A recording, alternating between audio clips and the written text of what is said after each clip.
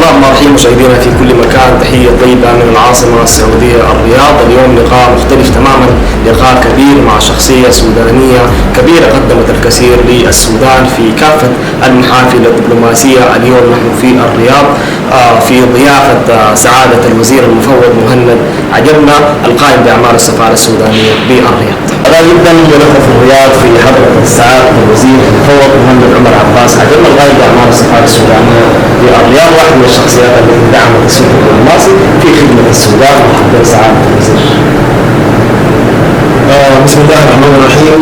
مرحبا بكم في المملكة العربية السعودية الشقيقة، تحديدا من منطقة الرياض.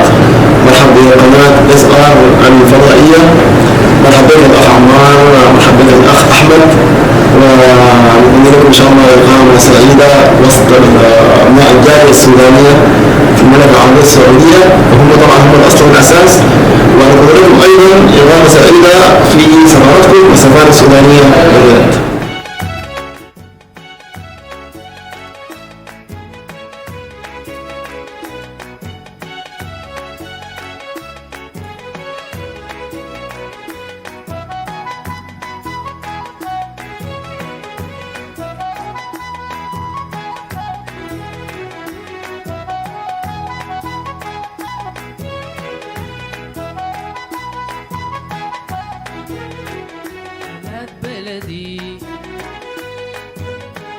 حالات نيلة، حالات بلدي، حالات نيلة، حالات بشيلة في قلبي، حالات بشيلة في قلبي، واشيل طنبور يغني له حالات بلدي.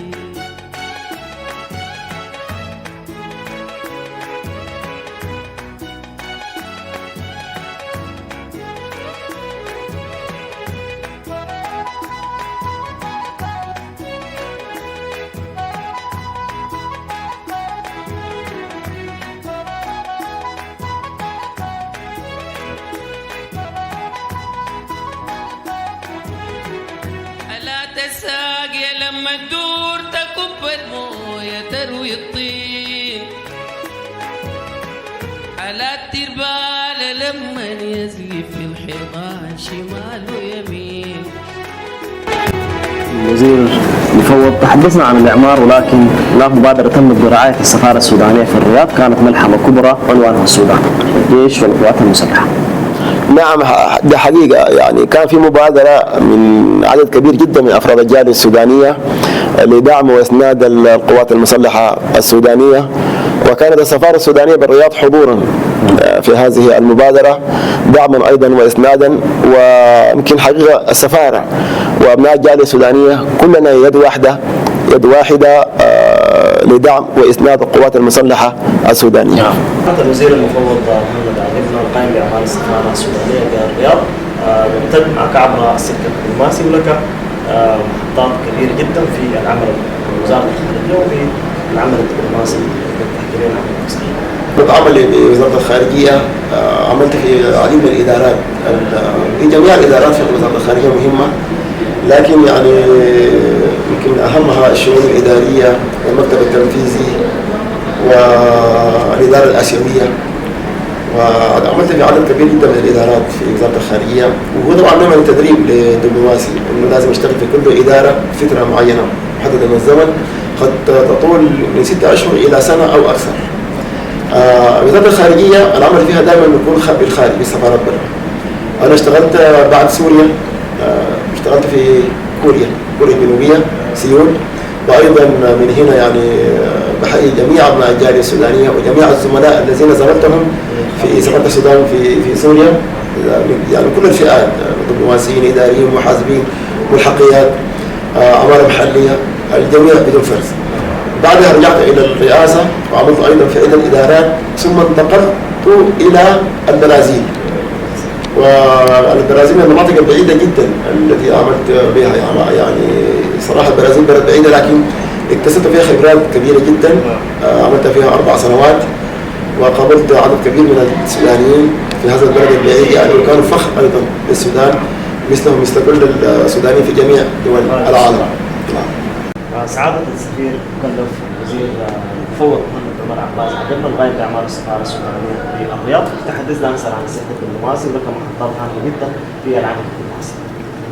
نعم، بعد أن عدت من سوريا عملت في رئاسة وزارة الخارجية فترة من الزمن، ثم بعدها تم ابتعاثي إلى كوريا الجنوبية، سفارة بالعاصمة سيول، وقابلت فيها العديد يعني من الزملاء الأفاضل الأكارم لا يتسع الوقت لذكرهم طبعا، لكن زملاء أعزاء على قلبي. نعم، لهم التحية من هذا المكان، وأيضا التحية عبركم للجالية السودانية في كوريا الجنوبية. بعد ذلك عدت بعد 4 سنوات عدت إلى الخرطوم إلى رئاسة وزارة الخارجية، عملت مع كوكبة متميزة جدا من الزملاء أيضا في وزارة الخارجية الرئاسة. بعدها تم ابتعاثي أو سافرت إلى البرازيل، وأيضا عملت مع كوكبة ممتازة جدا من الإخوة الزملاء. رحلة شاقة جدا، رحلة بعيدة، يعني كوريا الجنوبية بعيدة جدا، بعدها البرازيل أيضا بعيدة، وقابلت فيها مجموعة كبيرة من الإخوة السودانيين، والحمد لله يعني عملنا على تطوير العلاقات في كل هذه السفارات، عملنا على تطوير العلاقات بين هذه الدول والسودان في جميع المحافل. في جميع في ذكر الأدريب الجاليات في سوريا، نعلم تماما مدى العمل الكبير اللي قامت به سوريا في عهدك، وتقريب وجهات النظر تحكي لنا أكثر عن هذه الإشكاليات التي تمت في سوريا. طبعا كما تعلمون أن دائما العمل بسفارات به صعوبة كبيرة جدا، يعني لأنك لا تستطيع أن ترضي كل الناس، ولا تستطيع أيضا يعني أنك تخرج عن النظام المتبع أو الإجراءات. نعم، فطبيعي جدا أن تجد بعض المعوقات، المشاكل. أيضا العديد من السودانيين في دول المهجر يعني لا يعرفون حقوقهم، يعني يعملون أحيانا بدون بعض الصعوبات نعم ضد السفارة. نعم، وأيضا كما تعلمون الغربة، نقول على الغربة مرة.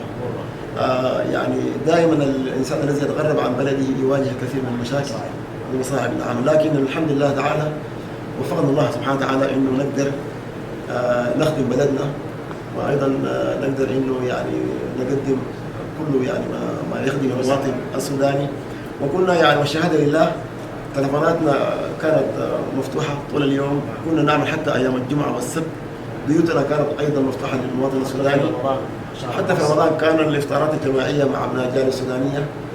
ومن هذا المكان يعني إذا قصرنا في حق أي سوداني في أي من هذه المحطات السفارة اشتغلت فيها، فنقول له العفو والعافية، ويعني حاولنا نعمل علينا. نعم، لكن في النهاية طبعا الإنسان يكون مقيد بقوانين وأنظمة. نعم، السفارة دور كبير جدا أو شراكة وثيقة جدا مع الإعلام. يمكن قيمة إفطار رمضان كبير جدا للإعلام في رمضان الماضي. في ذكر الإعلام نذكر الصدارة، تم تكريمك في غيابك في المدينة المنورة بمهرجان الصدارة على شرف تدشين وجودها في العربية السعودية. نعم، الحقيقة تحية كبيرة جدا لصحيفة الصدارة الرياضية للمجهود الكبير اللي قامت به. صحيفة الصدارة أثناء وجودها في المملكة العربية السعودية قامت بمجهود كبير، يمكن ضغط على عدد من وسائل الإعلام، يعني يمكن من صحيفة مميزة، وطبعا على رأسها ربان الماهر يعني عمار وأحمد، كل مجلس الإدارة وكل مجلس الإدارة وقابلناهم يعني الشارع علي الفاضل كلهم كانوا اليوم. السيد علي الفاضل تحية له كبيرة من هنا، والسيد حاتم الخديم. يعني هذه مجموعة متميزة وتعمل بتآلف يعني جميل جدا. وأيضا هناك همة من أصحاب الصحيفة، وفي تحرك. يعني أنا كنت أتابع صراحة، ما ننتهي من خبر إلا وأسمع الخبر اللي بعده. يعني تحرك بصورة غير مسبوقة صراحة، وسيكون عندها إن شاء الله مستقبل كبير جدا جدا صدارة.